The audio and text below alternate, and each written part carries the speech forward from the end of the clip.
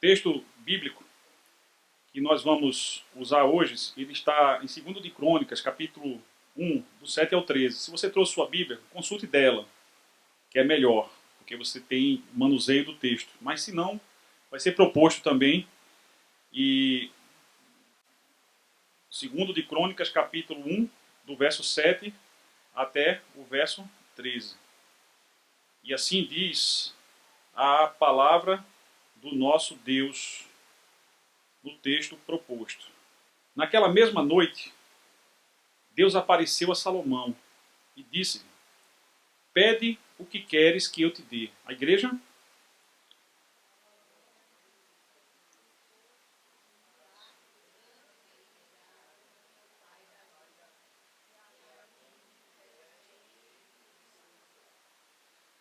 Agora, pois, ó Senhor Deus, confirme-se a tua palavra dada a meu pai Davi, porque tu me fizeste reinar sobre um povo numeroso como o pó da terra. A igreja?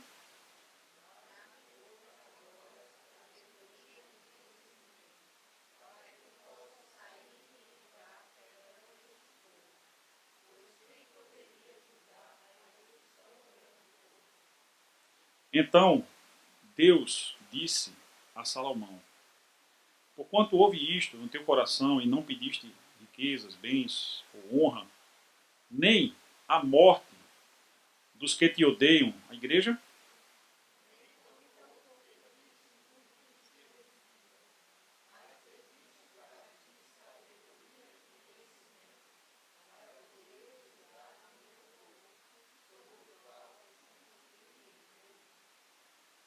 Sabedoria e conhecimento te são dados, e te darei riquezas, bens e honra, quais não teve nenhum rei antes de ti, e nem depois de ti haverá. Todos juntos?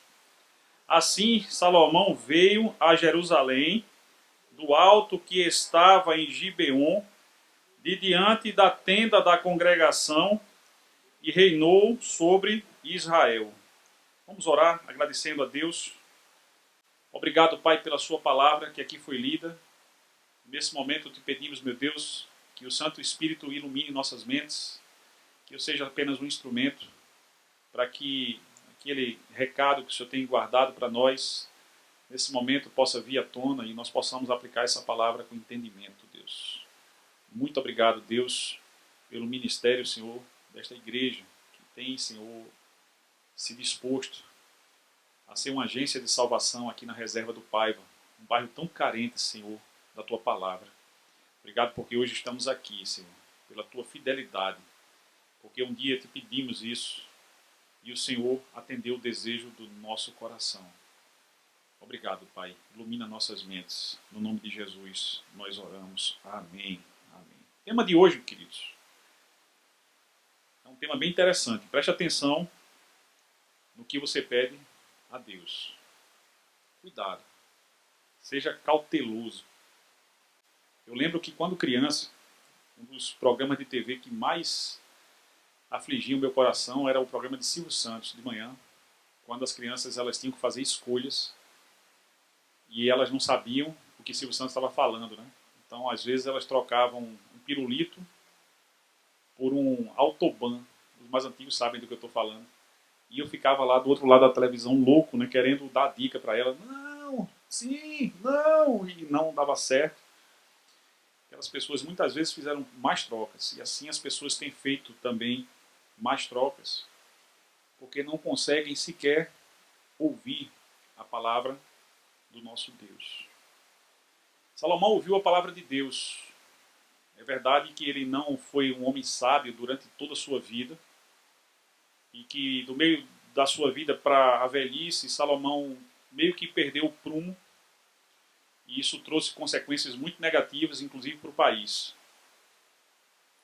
Mas, apesar da Bíblia não dizer a idade de Salomão quando aconteceu essa visão, os estudiosos calculam, com base em outras informações, que ele devia ter algo próximo a 20 anos. E 20 anos, convenhamos, é uma idade muito tenra. Ele era muito jovem para assumir o comando de um país tão complexo. Quais são as obrigações que todo governante tem? Eu trouxe aqui algumas mínimas. A defesa do país. Eu não sei se você já teve a curiosidade. Se não teve, pode fazer isso ainda hoje como tarefa de casa. Entre no Google Earth e procure onde é que se encontra Israel. A conclusão que nós chegamos, embora a gente não tenha maiores informações só com o Google, né, é que ele está rodeado de inimigos desde o dia em que Israel entrou naquela terra.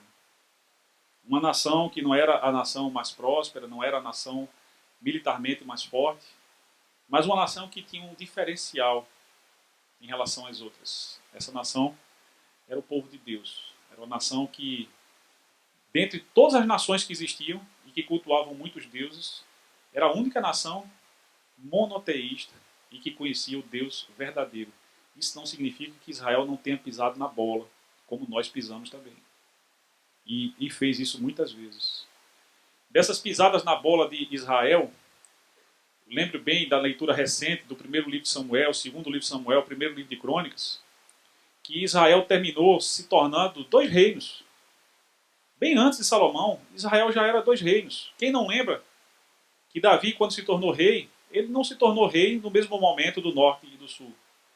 Primeiro ele foi ungido em Hebrom, para que depois o reino do norte, quando Saul já era falecido e mataram o filho de Saul, que usurpou o trono que Deus tinha dado a Davi, então finalmente o reino do norte quis colocar a coroa na cabeça de Davi.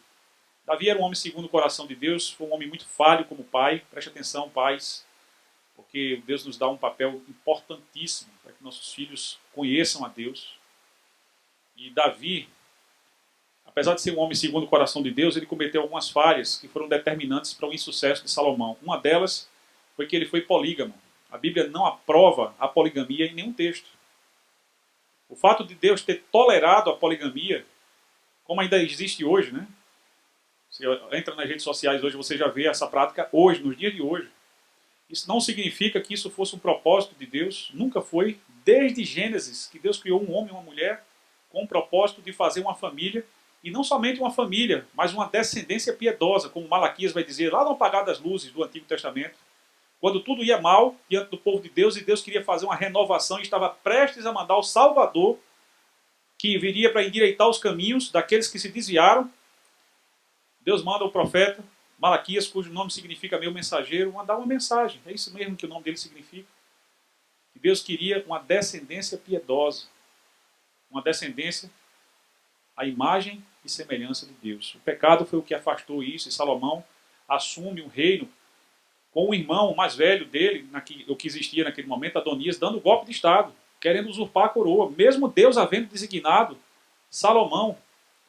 Mesma coisa que acontece com Davi, acontece na casa de Davi. Isbochete, filho de Saul, usurpou o trono que seria de Davi. Agora Adonias usurpa o trono de Salomão, e aquele jovem, ele precisa defender o país dos inimigos externos e dos inimigos internos. Ele precisa arrecadar recursos. Ele tinha uma grande obra, temos falado muito sobre isso, a construção do templo. Talvez porque estejamos plantando uma igreja, não são coisas iguais, mas tem muitas semelhanças. Ele precisava o serviço do templo, os outros serviços que eram prestados para a população e principalmente a administração da justiça. Nas monarquias antigas, o rei, ele era também o juiz do povo. Por isso que o livro de Juízes tem esse nome. Eram pessoas que lideravam o povo e que tinham a função de julgar os conflitos. Salomão foi conhecido como o rei mais sábio da Bíblia. E o julgamento mais famoso de Salomão foi o famoso caso da investigação de maternidade. Eu sou um profissional do direito, mas nunca vi na prática do direito uma investigação de maternidade. Investigação de paternidade a gente vê aos montes. Agora, investigação de maternidade eu só vi esse caso. 2 prostitutas têm filhos, um deles morre e a outra, cujo filho não morreu, ficou surpresa porque à noite a outra que perdeu o filho trocou os filhos, e isso começa uma confusão, vai parar no rei, e uma diz que é mãe e a outra diz não, a mãe sou eu. E Salomão manda dividir a criança ao meio. Isso poderia ser um absurdo, mas ele estava sendo iluminado por Deus naquela sentença. Uma das mães aceita a sentença e a outra abre mão da criança para que a criança não morresse. A esta, Salomão, com a sabedoria dada por Deus, entrega a criança, porque só uma mãe verdadeira poderia abrir mão do seu filho pela vida do seu filho. O texto diz que a partir de então Salomão passou a ser respeitado, porque todos reconheciam que a sabedoria de Deus estava nele. E como era importante para um governante, como ainda hoje no nosso país, a sabedoria de Deus para os problemas tão complexos que as nações apresentam, cada país com as suas dificuldades, mas com muitas semelhanças. E uma semelhança que todos eles têm é a necessidade da sabedoria que vem de Deus. O que é que Salomão poderia ter pedido? Agora eu queria que você fizesse essa pergunta para você mesmo. Ou você mesmo. Se você se estivesse no lugar de Salomão, você está assumindo um reino, coroa pesa, não em todos os sentidos, mais no peso da responsabilidade do que no peso físico. E aí você vai botar aquela coroa na cabeça, mas você está aflito ou aflita, porque você não tem experiência. Você não domina todos os assuntos, você não é um general como seu pai foi. E aí você, inexperiente, tem uma visão. No dia que você faz uma consagração a Deus, no dia que você oferece sacrifícios a Deus, no dia que você se consagra a Deus, você tem uma visão. E nessa visão, Deus chega para você e faz a seguinte pergunta: o que é que você quer, Marcelo? O que é que você quer, Eudes? Renata, o que é que você quer? O que é que você quer, Raíssa? O que é que você quer, Jonas? Jonas, o que é que você quer? Você quer que o esporte seja campeão, Jonas? Eu não quero. Como é que vai ser isso? Vamos orar e vamos ver quem é que Deus vai atender. O que é que você quer? Pede o que você quiser e eu te darei. Isso me lembra, meus irmãos, que quando eu era um pai jovem e inexperiente, meus filhos, normalmente, eu não tinha muito dinheiro para comprar presente, aí eu separava uma quantidade X, dava para eles e dizia: pode entrar na loja e comprar qualquer coisa com esse valor. Davi, o meu segundo, meu Deus, ele ficava doidinho. Ele ia em todas as prateleiras. Eu lembro uma vez que ele entrou na ReHap com R$60, naquela época valia alguma coisa. E ele ficou doidinho procurando nas prateleiras. Ele, no final das contas, ele não conseguia escolher nada. Era tanta opção, tanta oportunidade que ele não conseguiu escolher nada. O que é que Salomão poderia ter pedido? O que é que você diria para Deus se você estivesse na situação que Salomão se encontrava? Eu creio que a maioria das pessoas faria pedidos egoístas. Deus concorda comigo, porque pelo texto dele, ele mesmo diz que Salomão poderia ter pedido aquilo que talvez a gente pedisse.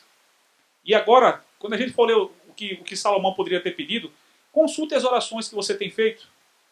E preste atenção se nas orações que você tem feito, esses itens aqui relacionados com Deus, se isso se encaixa nas suas orações, Deus diz: você podia ter pedido riquezas. Você podia ter pedido dinheiro para pagar suas dívidas e para realizar seus projetos. Quem não tem projetos? Quem não tem sonhos? Você também poderia ter pedido bens.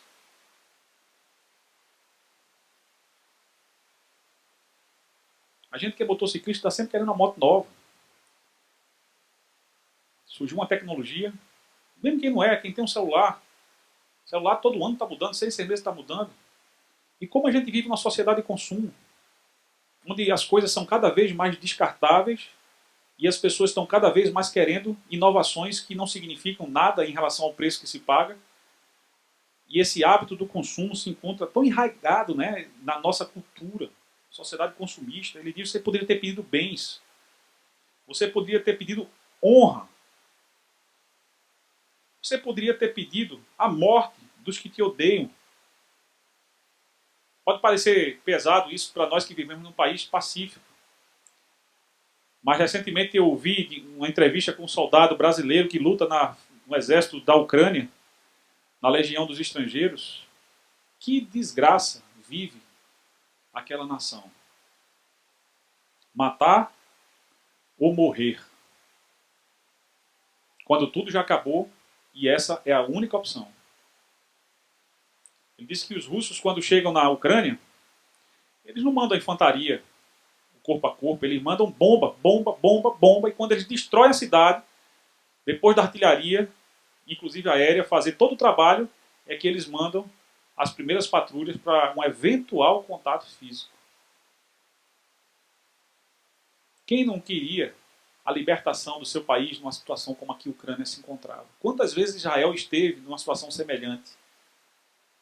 E se encontra até hoje rodeado de inimigos, inclusive dentro dos seus próprios limites.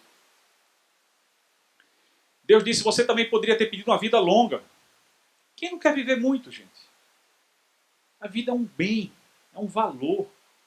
Ainda que algumas pessoas estejam tirando a vida pelos motivos mais variados, é porque elas não entendem que a vida é um dom de Deus e que Jesus Cristo veio para nos oferecer não qualquer vida, mas uma vida abundante. E Deus diz, Salomão, você, como qualquer pessoa aqui, poderia ter pedido todas essas coisas.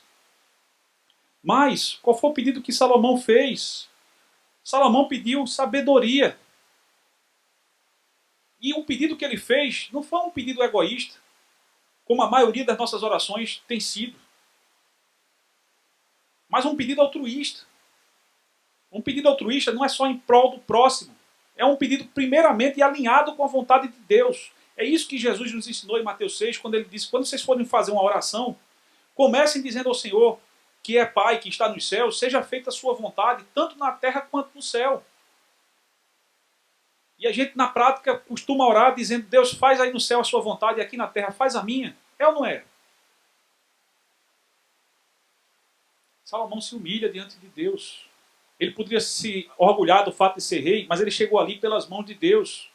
Foi o Senhor que escolheu Salomão para governar e que deu todas as condições para que ele fizesse a obra. Isso me lembra o texto de Filipenses 2, quando diz que é Deus quem opera em nós tanto o querer quanto o realizar. Aquilo que Deus tem chamado você para fazer, Ele vai dar as condições. Preste atenção, eu estou falando de chamado. Eu não estou falando dos bens que você quer, da honra que você quer, da morte dos seus inimigos. Eu estou falando de chamado. A vocação de Salomão era para ser rei. Preste atenção, porque você não está aqui hoje por acaso, nem somente porque você é amigo de Everton e Brenda. Você está aqui porque Deus lhe trouxe, para que você tivesse a oportunidade de refletir sobre o seu chamado. Qual é a sua vocação? Deus tem dado para você todas as condições para você cumprir o seu chamado. Amém? Salomão se humilha diante de Deus. A palavra diz que isso é condição para que a gente seja exaltado.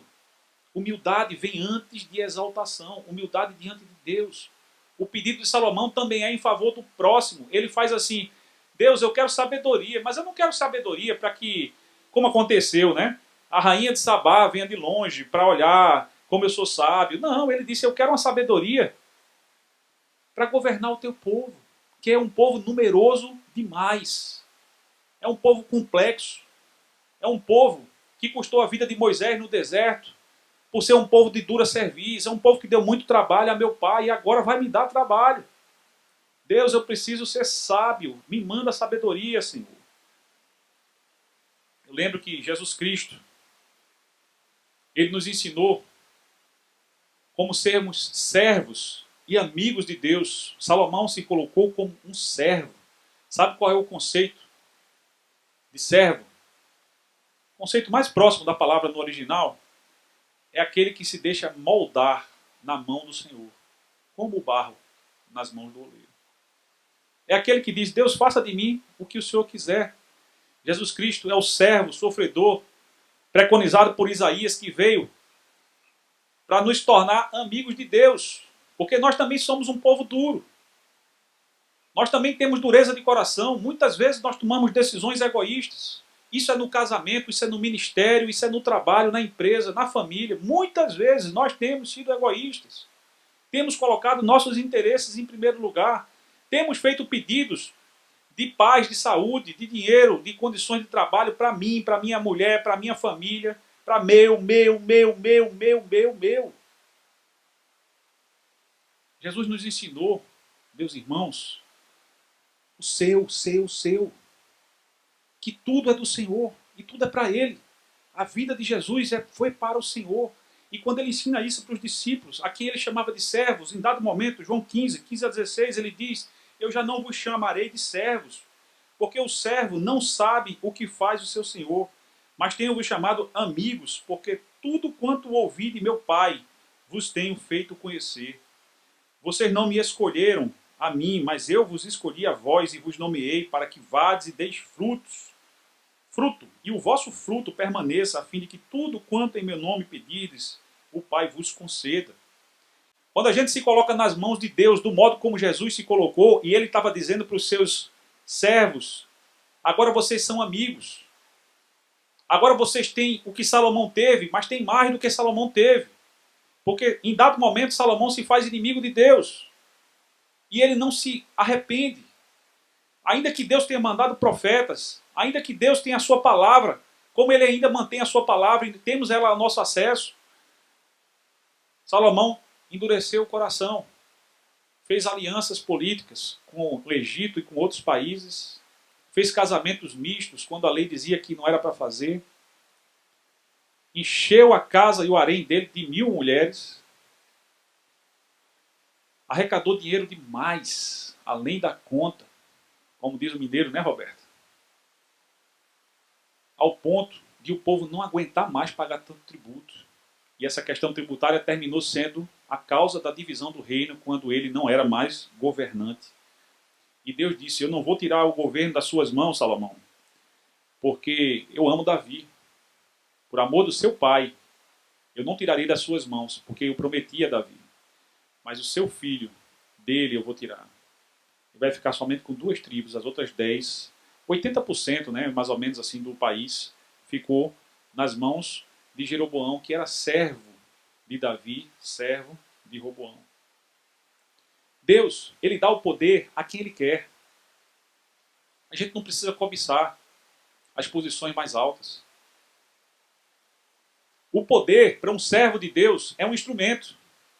Nenhum servo de Deus vai chegar na função de rei ou de servente de uma empresa sem entender que ele é um instrumento para a glória de Deus.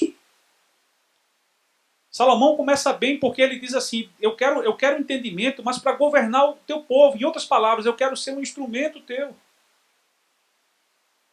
Jesus, ele foi um instrumento. A doutrina dele não era dele, era do Pai que o enviou para fazer uma obra. E mesmo que os seus amigos mais próximos, que ouviram Jesus ser chamá-los de amigos, não queriam de modo algum que Jesus sofresse. Jesus estava disposto a obedecer a Deus até as últimas consequências, porque Jesus era um servo moldável na mão de Deus. E a grande virtude de Jesus era a sabedoria que ele tinha. E nós somos cristãos. E às vezes essa sabedoria tanto nos falta. Não é verdade? Quantos de nós tem uma palavra dura pronta para responder a uma afronta? Quantos de nós temos resposta para tudo? Nem consultamos a Deus. Quantos de nós ignoramos a recomendação de Provérbios, que a palavra dura suscita a ira, a palavra mansa desvia o furor, a recomendação de Tiago, que o homem deve ser pronto para ouvir e tardio para se irar, tardio para falar, e às vezes a gente fala mais do que ouve. E quando a gente fala, a gente não é boca de Deus, algumas vezes. Infelizmente isso acontece. Não é assim o propósito de Deus para os seus servos. Os servos de Deus são moldáveis. Os servos estão disponíveis para serem usados por Deus. É nesse conceito, nessa percepção, que um dia eu e Miriam, a gente veio plantar uma igreja no Paiva, porque Deus disse, vá meu filho. E eu lembro que uma vez eu disse para Deus, Deus, agora o Senhor é o meu Senhor. O Senhor tem o direito de interferir na vida dos seus servos. E Jesus disse, agora vocês não são mais servos, porque o servo só faz aquilo que é mandado. Vocês já conhecem a vontade do Senhor de vocês, agora vocês são amigos. E agora o que vocês pedirem em comunhão comigo, vocês receberão, porque vocês vão ter a mente alinhada àquilo que eu mesmo penso e desejo. Quando vocês orarem em nome de Jesus, vocês vão orar como se eu mesmo estivesse orando ao Pai, porque vocês vão fazer orações sábias. Salomão nos traz o exemplo da oração mais sábia que eu vi no Antigo Testamento. Sabedoria é o que eu quero, Deus, para ser um instrumento do Senhor. E esse pedido dele agradou a Deus. Cuidado com o que você pede. Você pode até conseguir. Tem tantos casais que estão passando por momentos difíceis e estão pedindo o divórcio. Você pode conseguir. Cuidado. Meu conselho pastoral: procure um conselheiro, procure alguém que possa lhe apoiar, procure um irmão, procure um confidente, ore com ele, troque ideias com ele, leia uma palavra juntos, ore a respeito, guarde as ofensas no seu coração, não retribua o mal com o mal. Coloque a palavra de Romanos 12:19 em prática, tanto quanto possível, no que depender de vocês, tenham paz com todos os homens. Isso inclui também o marido e a mulher. Procure ter paz. É o campo mais difícil, porque é quem melhor lhe conhece. Hoje Miriam me conhece melhor do que minha mãe. Minha mãe estava lá em casa hoje, olhando para mim, eu acho que minha mãe dizia assim: eu conheço meu filho. E eu olhando para ela dizendo assim: hoje quem conhece mais é Miriam, mamãe. Só não conhece mais tanto. E Miriam dorme comigo, acorda comigo, trabalha comigo, vem para a igreja comigo, sai comigo. Tudo a gente faz junto, graças a Deus. E um dia eu pedi a Deus uma esposa. E Deus me prometeu uma filha de Jerusalém. Porque eu sabia que eu necessitava de uma esposa e Deus me deu essa esposa. Foi um pedido que agradou a Deus. Faça pedidos que agradem a Deus. Não peça uma esposa, se você não tem, ou marido. Tem algumas irmãs aqui que gostariam de casar, né, ou casar novamente. Não façam pedidos alinhados ao seu egoísmo, não. Ah, eu quero um marido para cuidar de mim. Somente. Tenha um marido para você cuidar dele. Faça pedidos que agradem ao Senhor, porque a função do casamento é o marido ser bênção na vida da mulher e a mulher ser bênção na vida do marido. Se os dois entenderem isso, o casamento vai bem. Se não está bem, é porque eles não entenderam isso. Precisam reaprender ou precisam aprender. Façam pedidos que agradem a Deus. A segunda coisa que eu queria destacar é, ao receberem, cuidem daquilo que vocês receberam. Quando veio essa chuva e eu agradeci a Deus pela estiagem de ontem, que a gente pôde fazer um casamento tão lindo, eu percebi, nós vamos ter problema com essa lama, a gente precisa cuidar, para que as pessoas que cheguem aqui tenham prazer em voltar. Não é somente agradecer a Deus pela lama, porque um dia a gente esteve na condição pior, é cuidar daquilo que a gente recebeu. Cuidem daquilo que você recebeu. Pode ser seu emprego, pode ser sua família, pode ser seu filho, como o Everton e Brenda estavam agradecendo aqui hoje. Os filhos são herança de Deus. E às vezes, tem pais que terceirizam o cuidado dos filhos, tem filhos que estão sendo cuidados pelo YouTube. E o que é que eles estão aprendendo no YouTube? O YouTube tem de tudo, gente. Desde a palavra de Deus até como você fazer uma bomba atômica, eu imagino, eu nunca procurei, mas eu imagino que você encontre. Max já procurou ali, não foi, Max? Não procurou não, mas sabe que tem. Cuidado, cuide dos seus filhos, daquilo que eles veem, daquilo que eles ouvem, ministre a palavra para eles, cuide da sua família. A pandemia nos ensinou que a família é o nosso maior patrimônio, é o nosso porto seguro. Fique em casa significava exatamente isso. Era um recado de Deus. Glorifique a Deus na sua família, na posição em que você se encontra. Pode ser que você não seja rei, nenhum de nós aqui é rei, nem rainha, mas a posição que você tem, por menor que ela seja, Deus quer usar você como instrumento nessa posição em que você se encontra. Se deixe ser usado por Deus. A oração dele, o pedido dele foi: dá-me, pois, agora sabedoria e conhecimento, para que possa sair e entrar perante este povo, pois quem poderia julgar a um povo tão grande? Finalizando, a palavra de Deus diz, Tiago, capítulo 4, 3 a 6. Vamos ler juntos alternadamente, alternadamente. Pedis e não recebeis. Por que pedis mal? Só um instantinho. Para gastardes em vossos deleites. Olha a advertência de Tiago. Vocês estão fazendo pedidos equivocados, pedidos egoístas. Vocês agora.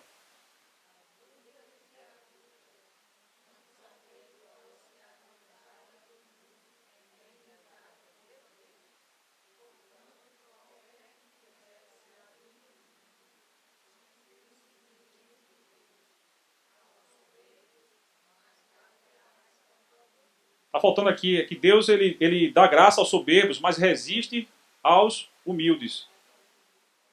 Eu troquei, não foi? Deus dá graça aos humildes, mas resiste aos soberbos. Obrigado, Valdinho. Eu troco muito, você sabe disso. Então, na sequência ele diz, ou cuidai vós, em que em vão diz a Escritura, o Espírito que em nós habita tem ciúmes. A igreja?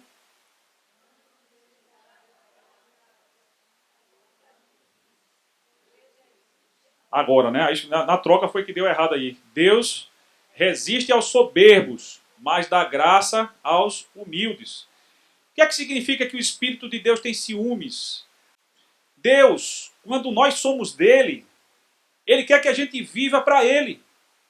Isso implica até que a gente ore da forma como agrada a ele. Que a gente se coloque na mão dele, para que ele faça da vida da gente aquilo que ele quiser. E se a gente faz um pedido sábio, como disse Salomão, quantas pessoas têm sido chamadas a fazerem o seguinte, eu muitas vezes tenho orientado as pessoas a pedirem a Deus, Deus me mostra como ser uma bênção nessa relação que já não está dando mais certo.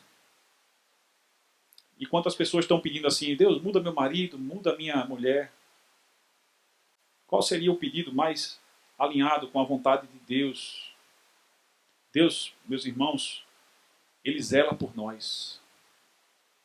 Deus é quem nos coloca nas posições mais importantes, até as mais humildes. E a vida é uma roda gigante, viu?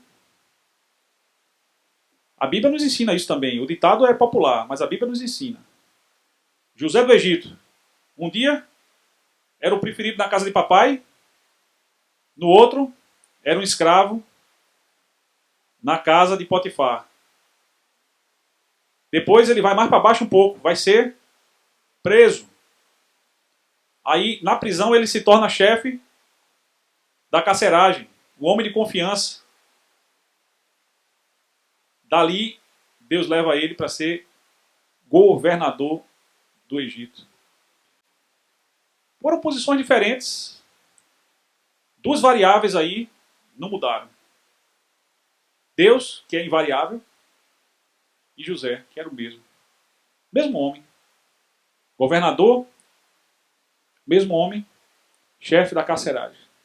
O mesmo homem escravo, o mesmo homem livre. Não importa a nossa condição, meus irmãos. Importa o nosso Deus. Importa que nossas mentes estejam alinhadas com a mente de Deus. Importa que a gente entenda que a gente é dele.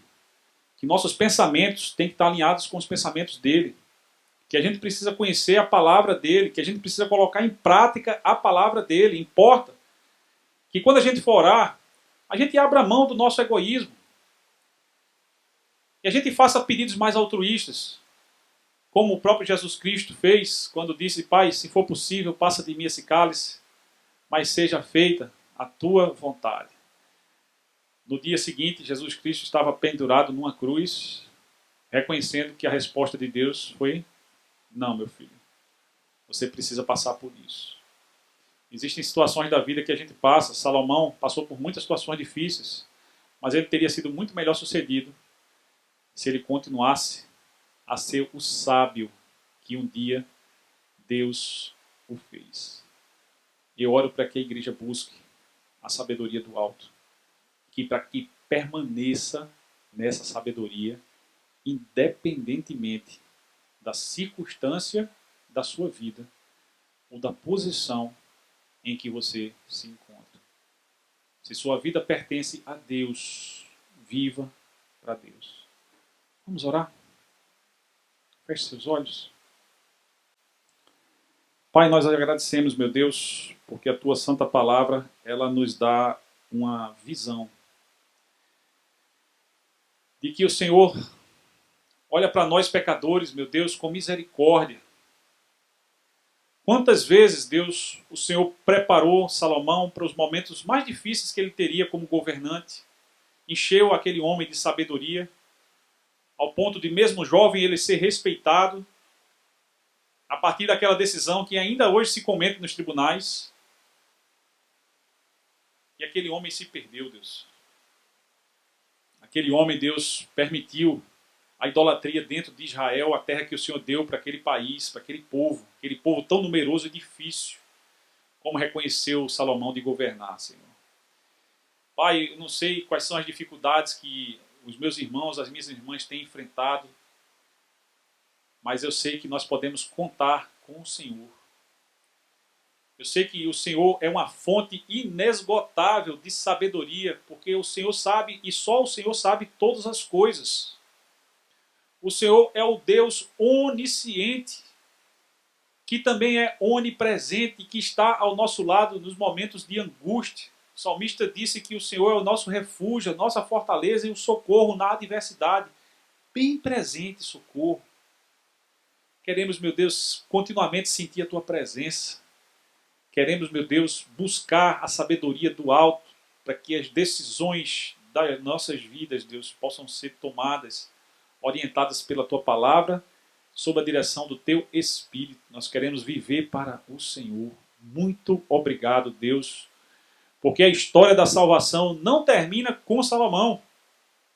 Depois dele veio o Roboão, e daí de geração em geração chegamos ao Messias, Jesus Cristo, nosso Salvador, que não apenas buscou a sabedoria do alto, mas aplicou a sabedoria, ensinou a sabedoria e nos chamou, nos vocacionou para sermos o teu povo, testemunhas do Deus vivo, no meio de um mundo que está morto em trevas e onde nós somos chamados para ser luz. Usa, Senhor, nossas vidas. Nós queremos nos colocar agora na posição de servos. Deus, eu oro também por alguém que hoje tenha chegado aqui sem nunca ter entregue sua vida a Jesus Cristo como Senhor e Salvador. Que hoje seja o dia do corajoso passo na direção da humildade que Salomão teve lá no princípio. Mas que, diferentemente de Salomão, Deus, se alguém está fazendo essa entrega hoje, que persevere na sabedoria do alto, que não se desvie nem para a direita nem para a esquerda. Essa não é uma oração apenas para Tomás, é para todos os teus filhos e filhas que o Senhor, meu Deus, quer levar para a tua glória. Mas que antes de chegarmos lá, temos a oportunidade de manifestar a tua glória nesse mundo tão carente de ti, Senhor. As pessoas estão morrendo, governos estão invadindo outros países, vidas têm sido ceifadas, famílias têm sido destruídas pelo pecado, porque o ser humano ainda não entendeu o que Jesus fez na cruz e como ele nos trouxe uma sabedoria inigualável a respeito, Senhor, de quem nós somos, de quem o Senhor é e como podemos, crendo em Jesus, sermos reconciliados com o Senhor. Muito obrigado pela tua palavra. Se alguém hoje toma a decisão, eu oro por essa pessoa e digo que a igreja assume o compromisso de discipular e cuidar dessa pessoa. Esse é o nosso papel, Deus. Não somente a igreja da praia, mas a tua igreja, onde essa pessoa se encontra. Se há alguém entre nós hoje, Deus, que está pedindo mais sabedoria ao Senhor, eu creio, como diz a tua palavra, que o Senhor está dando liberalmente. Que peça sem duvidar, porque aquele que duvida é um homem ou uma mulher inconstante, não receberá nada do Senhor. Mas aquele que pede com fé receberá. Aquele que bate, a porta vai abrir. Aquele que insiste, alcançará. Porque a fé é a certeza das coisas que se esperam. Deus, e se é sabedoria, eu já creio que está recebendo. Ilumina suas mentes para serem bênção na família, no trabalho, no agrupamento de pessoas onde se encontra, Deus. As situações mais difíceis, como tantas situações que foram trazidas aos reis, possam ser dirimidas por mim e pelos meus irmãos com a sabedoria do Senhor. e que nós possamos permanecer nesta sabedoria. Em nome de Jesus.